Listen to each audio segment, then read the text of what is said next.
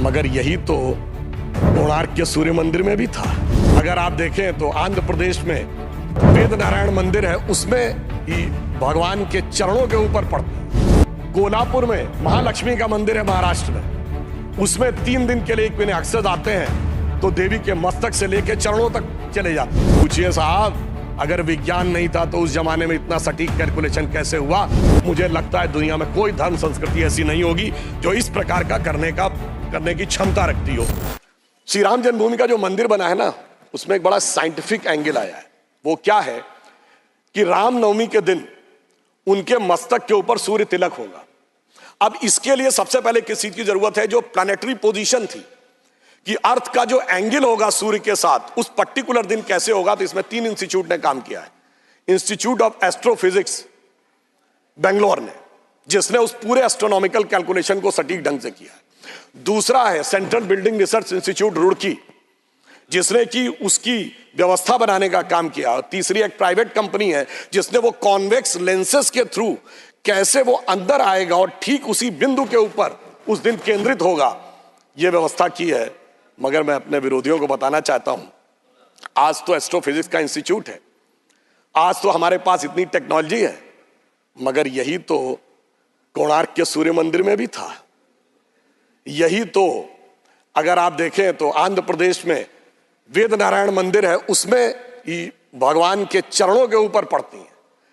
कोल्हापुर में महालक्ष्मी का मंदिर है महाराष्ट्र में, उसमें 3 दिन के लिए एक महीने अक्सर आते हैं तो देवी के मस्तक से लेकर चरणों तक चले जाते हैं।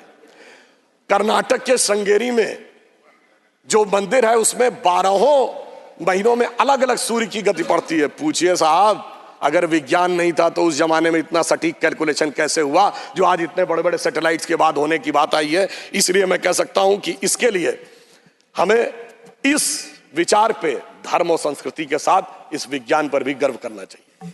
वैसे मैं एक और बात कहना चाहता हूं,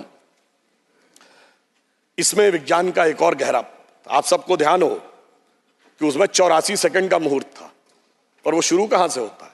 अगर आपने कभी भी उसको सुना हो, लोगों को तो क्या कहते हैं, ब्रह्मा आयु द्वितीय परार्धे, द्वितीय परार्ध ब्रह्मा की आयु मतलब 155 ट्रिलियन ईयर्स।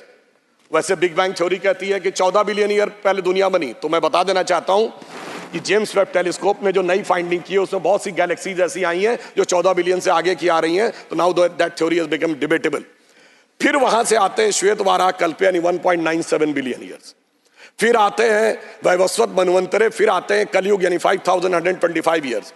फिर आते हैं विक्रम संवत में 2081 साल। फिर आते हैं वर्ष के भाग में, उत्तरायण सूर्य में। फिर आते हैं महीने में, और उसके बाद वार नक्षत्र होते हुए 84 सेकंड तक। मैं कहना चाहता हूं ये भारत की सनातन यात्रा है जो 155 ट्रिलियन ईयर से लेकर सटीक कैलकुलेशन 84 सेकंड तक का करती है। मुझे लगता है दुनिया में कोई धर्म संस्कृति ऐसी नहीं होगी जो इस प्रकार का करने की क्षमता रखती हो, वो सिर्फ हमारे यहाँ।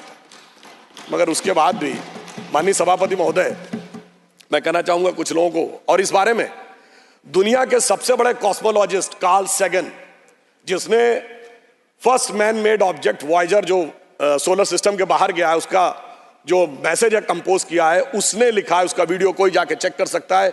Now only the ancient calculation of Hindus matches with the modern scientific calculation, cosmological calculation.